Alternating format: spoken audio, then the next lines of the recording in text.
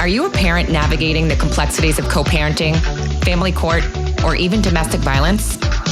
If you are looking for ways to help protect your children and build a strong and supportive community around you, then look no further. Gray Minds Think Alike is your go-to resource for everything related to the complexities of family life.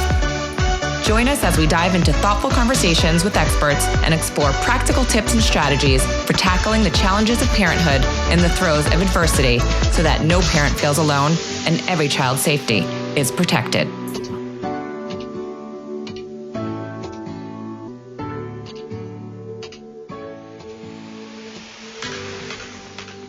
Hi, everyone, and welcome back to Gray Minds Think Alike. I'm your host, Ali Kessler, and this is where we dive deep into the conversations that matter most with experts who enlighten, inspire, and empower. Today, I'm joined by someone who's redefining what success and healing feels like from the inside out. Nicole Hernandez is a board-certified hypnotist, success coach, and human design advisor from New York City who helps individuals turn their energy or anxiety into their edge through her signature high-frequency success approach, which combines modern hypnotherapy, mindfulness, somatics, and her innate gift. Known as the traveling hypnotist, Nicole is also an anxiety educator, speaker, and resident healer for the Four Seasons Hotel in downtown New York.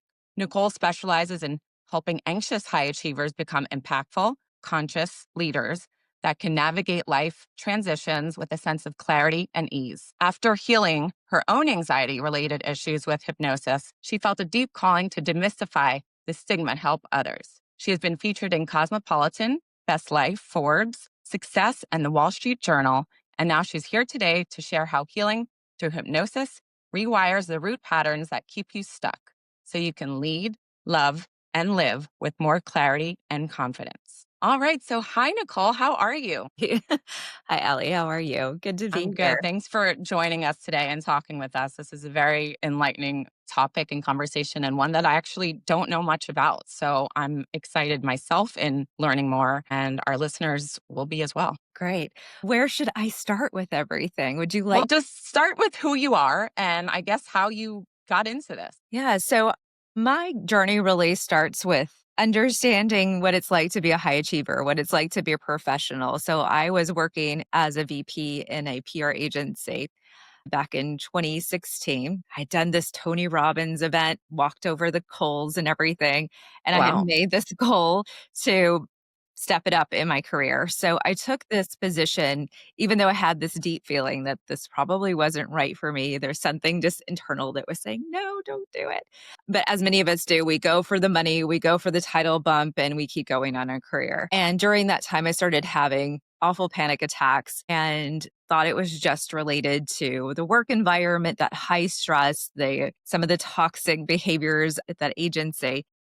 And then I ended up leaving, starting my own company and marketing at that time, and things got worse. So I encountered not only more panic attacks, but I started having gastritis or gastric issues and alopecia. So my mom, I was actually home in Dallas visiting my mother, packing up my suitcase, going back to New York, and she saw this big bald spot on the back of my head.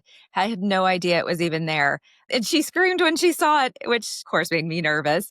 And so it was just started to become all of these thoughts and all of the anxiety started to really manifest as an illness in my body, as my body was just trying to work with me. It was just trying to help me navigate through this time and signal to me that something really needed to change. And I think you might know this from experience yourself, but it's really strange when you have those experiences of realizing just how powerful your thoughts and your beliefs are and how just those things can begin to create illness in your body or manifest as these struggles that we go through. I know that 1000%. Since my son passed away, I literally have had the weirdest ailments that I didn't even know existed. Anyway, I digress. Go on.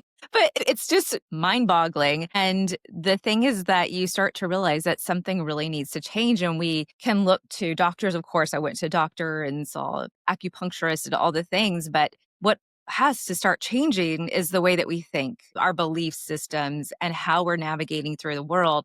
And when we change those things, it does allow us to navigate through the world easier. Now, I had tried a lot of things, Xanax, prescriptions, as I mentioned, acupuncture, and I would say some of that was really helpful to me. Someone had mentioned to me along the way to try hypnosis. And on a day when I honestly thought that I should probably go to the hospital, I took a walk by the water and I just sat down in meditation, and I had this little kind of voice that came into my head and said, go try hypnosis. So I went home, listened to a YouTube. It was on hypnosis for your stomach pain. I listened to that, and it wasn't like it made things disappear, which I think people often think that if they do Right. hypnosis, that it's just going to take away everything in just one moment in that one session. It's more about training your brain and retraining the way we think. So over the course of, I would say, 6 weeks, I listened to this hypnosis daily and then started to just, obviously, I was paring back my caffeine intake and just some of the things that I knew were overstimulating my nervous system. And my hair started to grow back.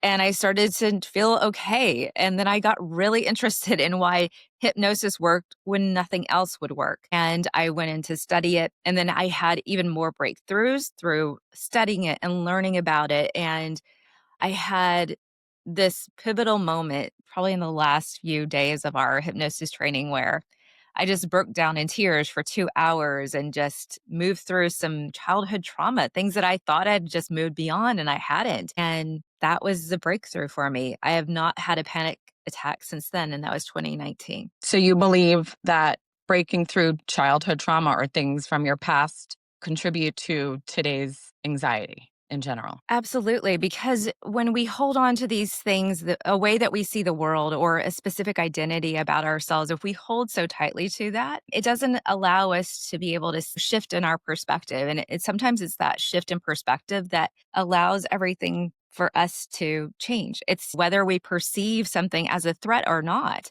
And when we no longer perceive that thing as a threat, then it changes everything. But how does that work in instances when trauma is tragedy related? Yeah, I think for many people, they do have that experience. And at some point, we want to come on the other side of it and say, I went through this and this was difficult. And it's that shift of it was difficult, it was hard. And I also moved through it. So it's having that awareness of I've moved through it now. That doesn't take away from the past and what I experienced, but I now have resilience that I didn't have before. Whether you wanted to really build that resilience up or not, it might be a different way to look at that.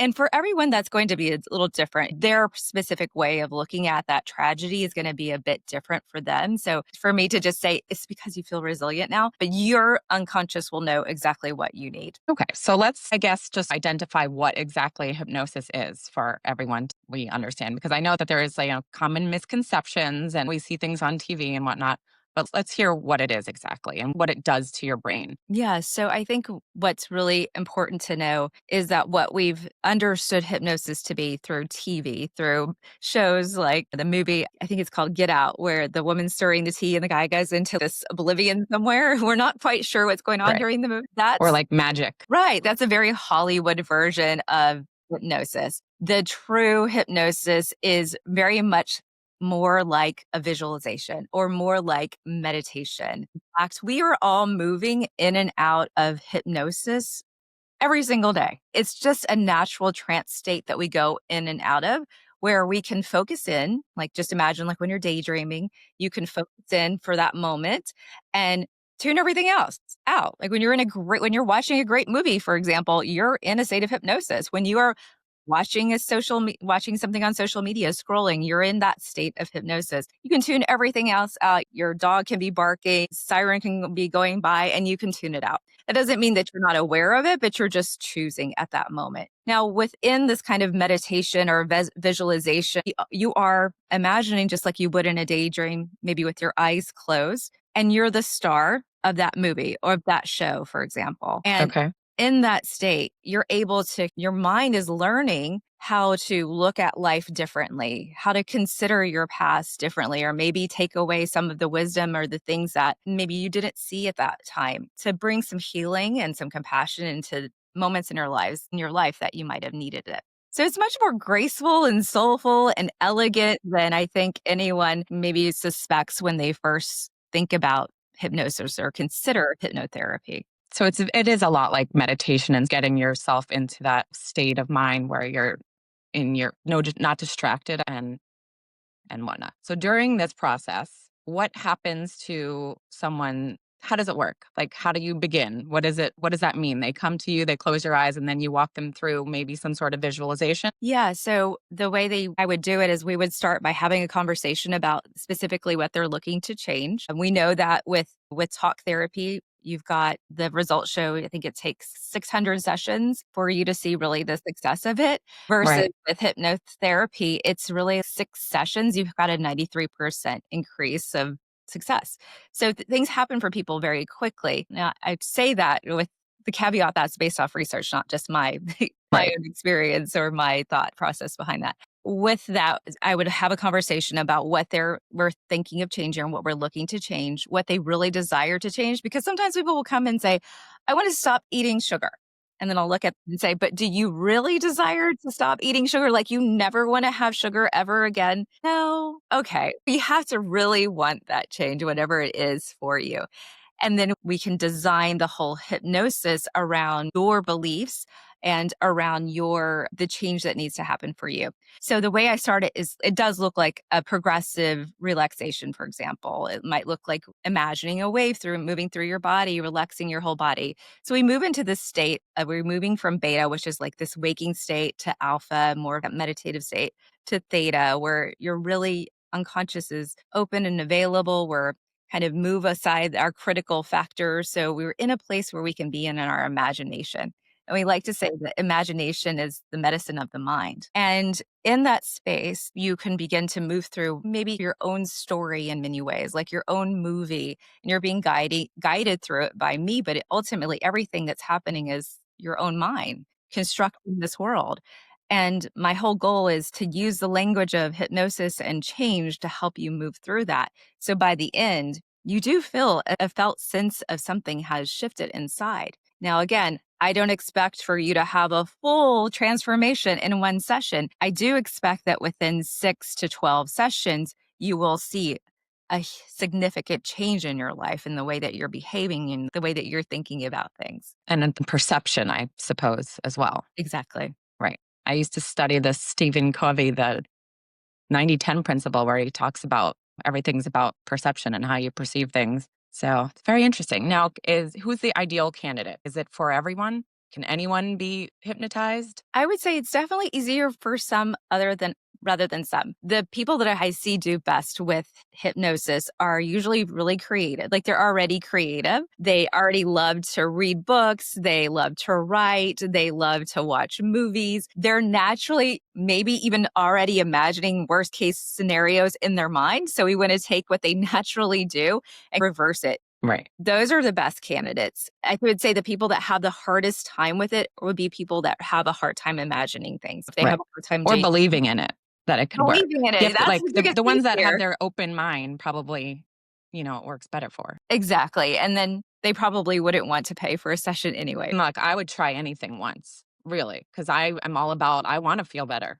If I'm here, I want to be at my best. So Right. I will try anything once. And if I believe that I'm doing something and I actually see change or whatever, I'm going to want to keep doing it. You're a perfect. Okay, so I guess what's the difference between hypnosis then and like hypnotherapy? Is it just the action of doing it? Yeah, the therapy component is really about hypnosis that's designed towards a positive change. And hypnosis is just basically the construct of the way you move through it. So hypnosis obviously can be used for stage shows and entertainment. And when we add Okay. the therapy aspect to it, we know that it's about change. I also just say clinical hypnosis because in some states you're not allowed to use the word therapy. Oh, interesting. So I know that you're a board certified hypnotist and you work with sleeps. Does hypnosis also help with sleeping better and I guess just relaxing your whole body throughout the day so you can have less anxiety, like you said, but also sleep? Yes. So because you're naturally moving from the beta state to then the alpha and theta, you're naturally being drawn into a state of that sleep. In fact, I would say that's where we do the most of the work is right in that stage right before you fall asleep. So imagine like when you're in bed and maybe you're talking to your husband or someone that's there with you and you're in that quiet moment where you're about to fall asleep. That's in the stage that we're in.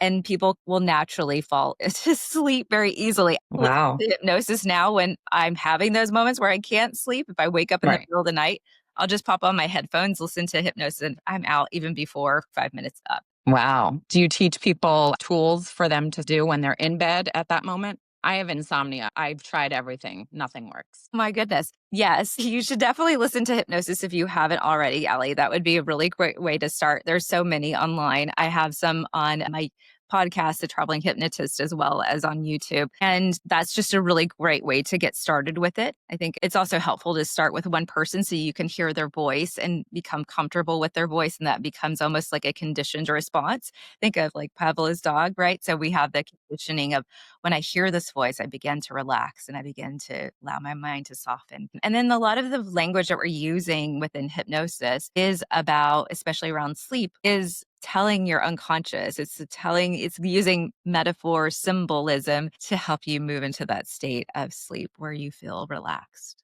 Relaxed. Yeah. I'm definitely going to try it because like I said, I've tried everything and I'm like, melatonin doesn't work. Ambien doesn't work. These things do not work because when my brain wants to work in overtime, it will, regardless. Absolutely. Okay. Besides, I guess, anxiety, what other, you said you do deal with success to help people become better speakers or be able to do entrepreneurial work and whatnot. What other types, I guess, ailments or something would hypnosis work for? Yeah. I mean, I've worked on the full gamut of it. I would say the sessions that I think I help best with are really in the vein of people that are suffering from social anxiety and have maybe a hard time networking, or they feel really anxious before they are on stage or before they're on video like this. Right. That this can really help someone that would like to be more visible, and we want to understand those fears. And maybe there's something that happened when you were a kid. Maybe you were made fun of, or maybe you saw even a friend being made fun of and then you shut it down. It's not safe for me to be seen. So I do help a lot of business people and entrepreneurs in that vein. Just people that also are working through relationships, maybe relationships that were unhealthy in the past and they don't want to repeat that cycle. So I use a couple of different tools, both human design, which we'll talk about hopefully in a bit, and then hypnosis to help people really understand how they can navigate through relationships. And again, it's about conditioning better patterns because if we grew up in households where we didn't see great patterns, or maybe we spent a lot of time watching daytime TV or these shows that make us think that love is supposed to be the highs and lows. And we never really grasped what true love is supposed to look like or what healthy love looks like. And we're going after something that's just not right for us. So again, it's changing our beliefs, perceptions, and the ideal of what we're looking for in a relationship. Right. Well, a lot of my listeners are people that are dealing with, I guess, different types of relationships where they're going through divorce or domestic violence or things that would probably cause blockage Mhm. every way from career to just social and life. Most of them are parents. And I believe that every one of these people would probably benefit from learning tools and techniques on how to deal with different types of relationships and different types of issues in conflict. Right. And I just helped a woman and who was in a relationship with someone who she thought was great. And then during the relationship, realized that things were very different than she anticipated. And for her, it was really coming back to redefine her self worth because I think so many times when we're in relationships that might be abusive or critical, we forget who we are.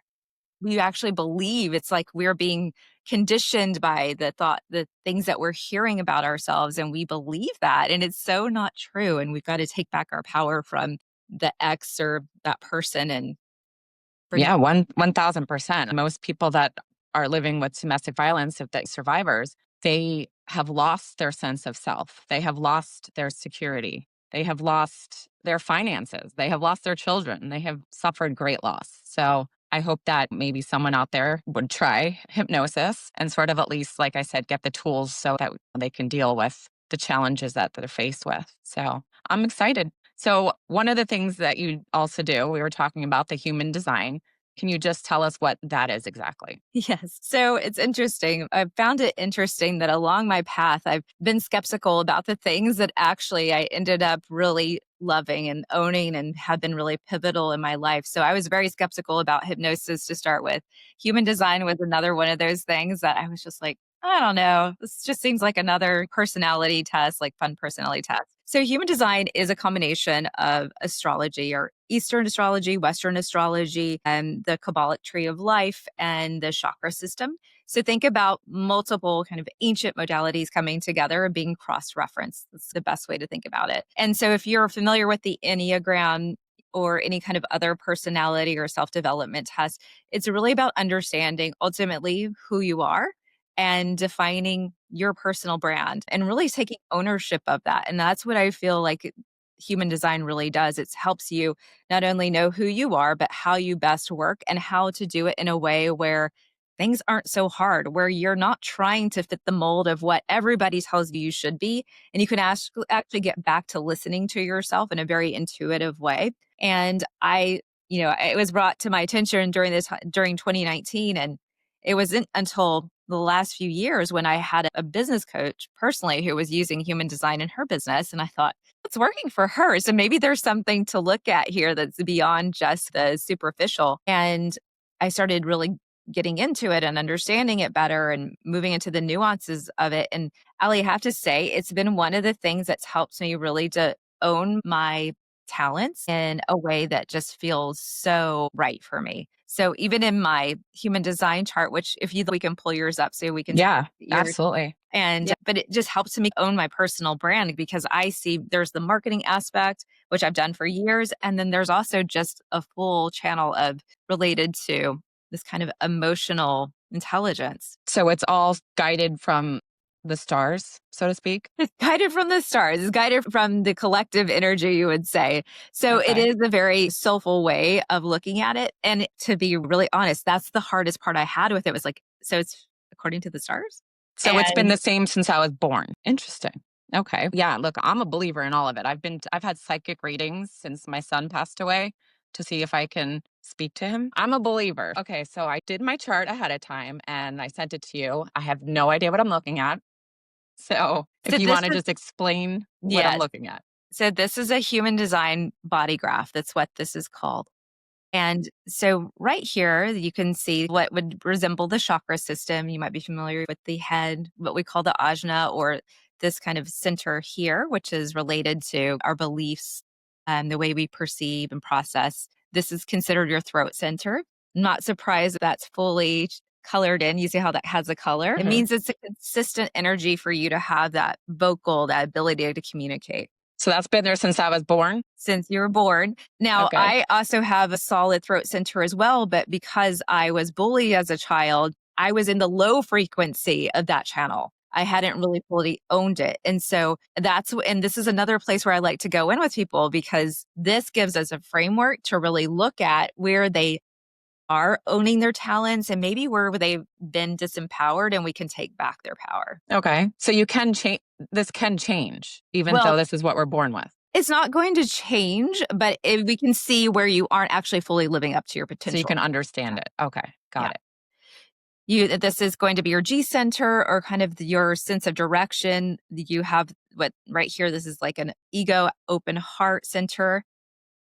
This is your emotional center, your solar plexus, your sacral center, so your creative center, and your splenic center, so about instinct and just that instant knowing, and then your root center down here. So think about pressure center. So your head and your tail, or your head and your root, are the pressure centers, and they're both open for you. So I'm curious, when you said you can't sleep, do you feel like there's a lot of pressure on you to get things done? Like a pressure to I think I always have that sort of anxiety, but I also, because I have so much trauma, my mind doesn't stop. And sometimes I have intrusive thoughts that I can't control. And I think about just very negative things that I don't want to think about. And for me, that's the hardest. So I just tune myself out with TV and reality TV and just so I can stop thinking. But sleeping is difficult. I also have nightmares. So it's almost like my body doesn't even want to go to sleep. Yeah, that makes sense. So now I'm curious on this chart, what does the red filled in lines mean opposed to the not filled in lines? Okay. So let's look at you see how on this whole side, on the right-hand side, it says personality, and then there's all these numbers here on that side? Okay, so where you see that, these are all, you think about your talents or your gifts. I like to call them your gifts, but they're called your gates. So think Okay. about all these are potential gifts for you. There are also places where we could be living in the shadow of our gifts. This is all what happened when you were born. So all of these gifts came in, or that was the energy at that time. And Was I then gifted? you're gifted. And then on the left side, the design side, these are considered the gifts that came into being when your soul entered your body. So it's believed that your soul enters your body 3 months in advance Wow. of your birth. Or Yeah. birth. Okay. Yeah. So while you're in the womb. While you're in the womb. Yeah. And I have done past life regression for some clients. I do it on a specialty basis because I think you do need to be familiar with hypnosis and be comfortable with it. But it's interesting. Some people do have experiences of being in the womb. Wow. What about afterlife? Do you do anything with that? Yes, because you'll through the session, you would ultimately see how you perished, how you died in that lifetime. So you would get some Interesting. wisdom from that. Okay. And so, anyway, so this is where we're looking at these two sides. That's where you see the colored. So you see these little channels, and you see some of them are pink and some of them are orange. And that's just based off of what side that gift is coming from. Okay. And so you have, like, right here in the middle of this chart, you have where it's orange and pink, but there's a full channel that's colored in. That means that's like a superpower for you there. Okay. So what are my superpowers? Okay, so I'm going to just tell you a couple of things here because we could literally spend days going through this entire chart. And that's why I Right. like to start with kind of a basic reading and then we move into more advanced levels. But let's look at a few things. So, number one, you are a generator. So, there's 5 types within human design, generator being one. How do we know that? You have that filled in sacral center. So, that creativity. There's 2 of the 5 types are generators, a manifesting generator and then a generator. And these are about 70% or so of the population. We're the doers. We're the ones that create. We do things, we get shit done. That is who we are. I've always been like that. Yes. And so I think that's why we have such a productive population. We're just like so focused on how do we be more productive and how do we squeeze every minute out of the day. And why our mind doesn't stop running. Right. So that's one of the things you should know. But for a generator, this is your sacral center. So it's really important for you to tune into the things that do give you satisfaction, that do give you joy. So, for example, producing this podcast might give you a lot of joy and fulfillment, and it probably continues to fuel you to move forward at it. You feel like it gets giving to others from it, right? And so you get that sense of satisfaction. It's almost recharging you as you do it, even though there are certainly days when it probably feels harder than others. But at the end of it, you're like, yes, this is good and I enjoy it. And so we get that steam essentially to keep going with things. And now that there's a lot of people that are doing things in the day to day that don't excite them. Maybe they're doing things to make other people happy. There's a ton of people that took on a career that they did not want to be in because of their parents, because their parents said, you must do this. We expect this of you. And then You should be a doctor, a lawyer. Exactly. You also have what we'll call it's the 2-4 profile. And this is really interesting. I love this because you're doing what you're doing. And then because I know you're all about this. So you see how it says 61.2 up here at this top, on this top right. And it says 32.4. So that decimal point and the 2, that makes up this first point here in your profile. And that 32.4, that makes up the second number. Now, the 2-4 is really interesting because the 2 has it's called the hermit, which I hate that name, but it's the piece of you that needs to be a little introverted. It's like the piece of you that just wants to be in your creativity, the piece of you that, just needs to do their thing and not be bothered by the world. The 4 is all about community. The 4 thrives in community, is a community builder. And so there's a bit of a duality here. It's like the introverted extrovert here, but to really step into that as your profile, as like the role that you play here on earth is really important for you, Ali. And I can already see how you've already started to step into that with everything that you've been creating and all the ways that you've been reaching other parents and really supporting others. So I love that you're already in this 2-4 vein of yours. And I'm curious if that's been part of you, if you've felt like that sense of community building throughout your entire life, or if it's been more in these last few years. Yeah, I don't know. I never thought that I would be doing what I'm doing now, and I don't get paid for it. So I still do have a career. So it's dueling both. I've always been in a leadership role or outspoken, or I've always had a voice and I've always used it. That's for sure. Yeah, I'm not sure. I'm not sure. I had a lot of different things growing up that a lot of people probably couldn't have dealt with. I moved back and forth from house to house, from parent to parent to state my entire life. So I've always been thrown into some sort of adversity. I'm Yeah, not sure. that's so interesting. Okay. And are you okay with me sharing just a couple more things for your Yeah, you can say anything. I am curious to know what the frustration and satisfaction mean. Oh, okay. So frustration and satisfaction are related to, so we call it signature and your not self. So your signature, according to your type, is to be in satisfaction. And that's related to that sacral energy, right? That I'm doing what makes me feel good, what brings me joy, what refuels me. And so it's really important to look at, when are you not in your satisfaction? How would you know that? The compass is the way that you feel. When do you feel really frustrated? And we can look at our entire week. We could look at the month and say, let me write down all the ways that I'm really frustrated. Are those actually things that you can change? Is it about having somebody help you in your house, for example? Are there certain people in your life that no matter what you do, you just can't seem to relate to? How do we begin to change some of those things so that we can live more in satisfaction? And of course, there are things that we have to do just as on a day to day. I really hate doing laundry, folding laundry. It's one of the things that I hate doing. It has to get done. And I do feel more satisfaction when I listen to music, like I listen to my headphones or listen to a podcast while I'm folding. Okay, that makes it bearable for me. I can be in a bit of a satisfaction. So there's just ways that we can begin to layer on these like simple little things that make our lives a little bit easier. Okay, got it. So it's about turning some of your frustration into satisfaction. Yes, or getting rid of those things that really frustrate you. Now, when we look at, so I wanted to just point out a couple of your gates, some of the things that I think are most important. So in your sun sign in human design, you have the gate of mystery. Okay.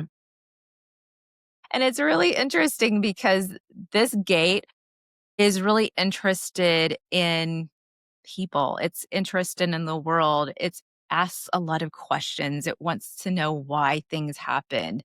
It's concerned with psychology and why people do the things they do, or with the kind of the greater life. As you said, you mentioned afterlife or what happens beyond this. So in the high frequency, it's very curious about life. And you're asking a lot of questions right now. And that's great. That's part of this gift. In the low frequency, it gets stuck in very much overthinking or trying to solve the mysteries of life that we can't actually solve. And so there's ways we can be in the high frequency or the low frequency of this gate. So that's your highest energy. We also look here on the sun sign related to your unconscious. That's the 32. It's the gate of continuity. So, like, how do we endure? How do we keep things moving? And it's interesting because I know that you're fighting for reform and ways to change, but this really asks the question, like, what is not working here? And how do we make it better? Like, what can and cannot be transformed here? What's Right. not working? And how do we move beyond this? How do we change this? And so this is very much like it's like a radiant energy that's within you of looking to move things along, Okay. to evolve them. So do you think I was destined from birth to have suffered tragedy in order to help others? I don't know. Again, that would be a mystery, right? We're never going to know that for sure, one way or another. Do we all get different lessons in our lives? Of course. And do I know if whether what happened to your son is what led you to fulfilling your purpose? There's no way to know that. And I think these things probably have showed up in your lives in different ways along the way. Like, for example, one of the clients I had recently who had the gate of mystery, she mentioned that she loves like true crime and she loves those types of podcasts and like mystery books. That's one way that it shows up in her life. So it doesn't have to be that we have to suffer to have these gifts. It's just these are the kind of energies that we're constantly just moving through. Interesting. It's all fascinating to know that all of this you can tell just from looking at this funny little person. Yeah, and so we go into much more depth within a session, but this is one of the ways that we start. So within my high frequency method, I like to either start here with hypnosis. That's kind of the two entry points of how do we begin to know who you are? How do you take back your power from the past, from people, recultivate your sense of worth, and really start to own who you are and your full potential in this lifetime? So I'm going to stop sharing that. That's all so fascinating. Like I said, I'm really intrigued by things like this because it's just people just are ignorant. We just don't know. We just don't know enough to understand it thoroughly. It's fascinating. I find all of it fascinating. I do So too. I'm hoping that people listen to this and then actually want to see how they can break through their blocks and go to the root cause of their issues, which I'm a firm believer in. Absolutely. So, I guess what kind of like subconscious patterns or success blocks do you see most often in high achievers or entrepreneurs, and how do you help them shift it? Yeah, I think for a lot of high achievers, they get so stuck in the overdoing that they need to be productive all the time or need to be turned on the time. And their self worth gets so tied into the doing and afraid almost at times to say no because they feel like that's going to block them from their next level of success. But Right. we have to also understand that's not truly correct in all the ways. And certainly, we have to prove we have a skill set as we come up through our ranks, but you also recognize you have a lot of wisdom at some point from all that you've moved through, and that's valuable. So sometimes it's not about doing, sometimes it's about guiding. Now, when you're under hypnosis, are you coherent? Absolutely. Yeah, so you can speak freely and you're aware of what's happening. Because I think a lot of us think like you're just knocked out.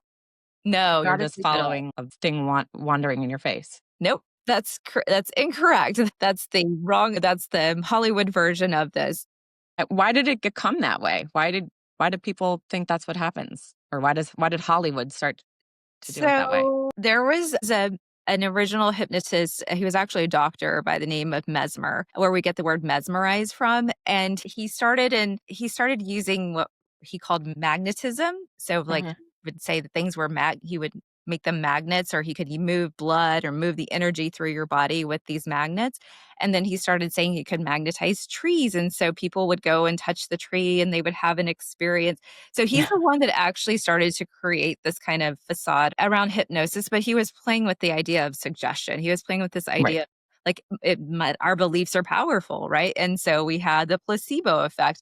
And if you truly believe that touching, like drinking this bottle of water is going to be the healing water for you, Then it your will. mind is so powerful that Right. it will start to change things inside of you. Isn't that? Wow. It's Yeah, it's amazing. crazy. Yeah. So it all started from him. Started from him, and then it's been Morph. kind of used. There's a book about this. Bengali is, I think, the name of it, where this old man wooed this woman, and it was about using hypnosis or putting her in this trance. And so there's always been these stories of people making people do these things against their will. Right. So that's where we've gotten this from. And there's been a lot of stage hypnotists and entertainers along the way that have just taken that whole narrative forward. And there's many of us that wish that hypnosis had a different name so that we could put it under something completely different. But it's also about reclaiming what it really is and allowing Right. it to truly be a helpful tool for So people. I've heard it as a tool for cigarettes, to stop smoking cigarettes. So how does that retrain your brain to not crave nicotine? Yeah, so a lot of people actually have, not everyone, but many people do have a story related to smoking that relates back to an identity. So they started at a young age. And so it was the identity of being cool or identity of being an outsider, of not fitting in with their like polished family. And so we really approached that identity within hypnosis and began to challenge it. Is like, is that who you really want to be now? And then, of course, you have to want to stop smoking for it to work. So that's the other piece of it. Do you really want this? Do you desire this outcome? And then another way that people use smoking is obviously as a coping mechanism for stress. Yeah. And so that's another way we want to approach it. And so we're looking at how do we replace the stress coping mechanism? If it was smoking, then what else could it be? What do Right. we replace that with?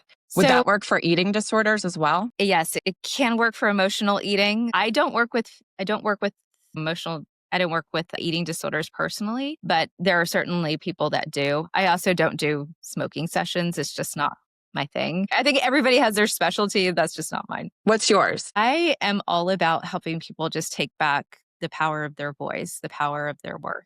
That's really where I am. I want you to reestablish who you are and own your worth. I love that. Yeah, that's everything that we need to do. Without naming names, can you share a client success story that really stands out to you that, was pivotal, your aha moment in your career doing this? I have a few, but one of the women that I think I've really enjoyed working with, we probably worked together off and on for a year.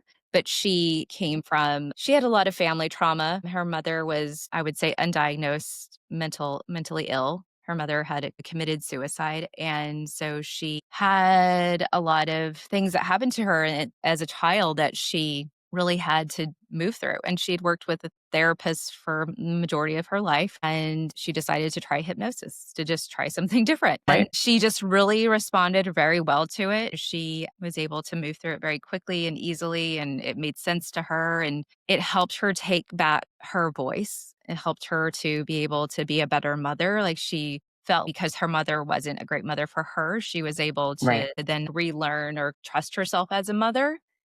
And then she was able to just upscale. She was able to move forward in her career. She is now second person in command to the CEO. So she said multiple times that it has been life-changing for her. And that's the people that I would say I work with on a more of a program basis where they are doing multiple sessions. They have said that it is the game changer. It has been life-changing for them.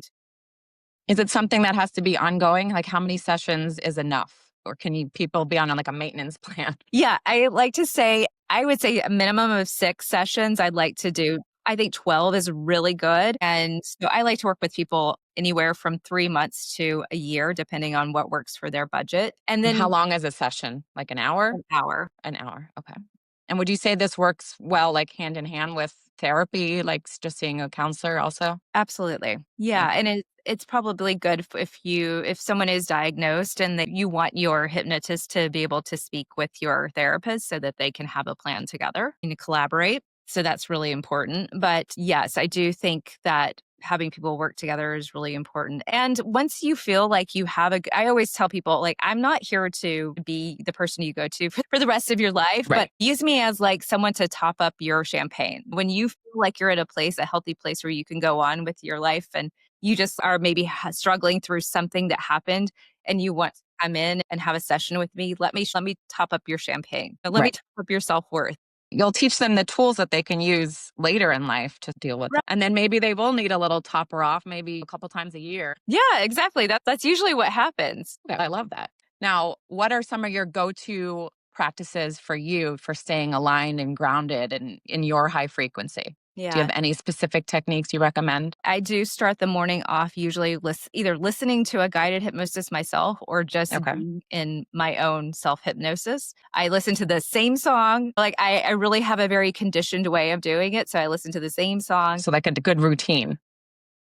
Okay. And I do think that's important. So whether it is a specific song that you like to listen to that's soft and makes you feel light, listening to that, closing your eyes, imagining yourself doing well or seeing the day going well, I think that's really important. I also go on long walks mostly every morning or do some kind of movement in the morning because with our sacral energy, we need to get that kind of like battery going and of course we get the endorphins from that too. And so that's all very helpful. Okay. I'm going to try all that. I haven't even thought about listening to a song, but I like that idea. Even if it's a peppy song to get my day started. Absolutely. Train your brain. Yeah. So how can everyone get in touch with you? I think the best way to get in touch with me is to just find me on my latest website. So everything's been moving to my name. So it's under Nicole-Hernandez.com. I'll put all of that in the show notes so that everyone can find you and learn more. Thank you. Oh, you're very welcome. Like I said, I'm so fascinated by this, and I hope everyone else is. So thank you so much, Nicole, for sharing your insights and your wisdom and your energy with us today, because I know our listeners will walk away with a fresh perspective on what true happiness could look like or feel like if they just open their mind. Thank you, Ali. Yeah, absolutely. And to our listeners, thank you for tuning in to another episode of Gray Minds Think Alike. If you enjoyed today's conversation, make sure to follow the show, leave a review, and share it with someone who needs to hear this message. Until next time, thank you. Thank you, Nicole. If there's someone that you want to hear from on this podcast, please feel free to send me an email. Or if you would like to be a guest, please reach out at Ali@graysonschoice.org.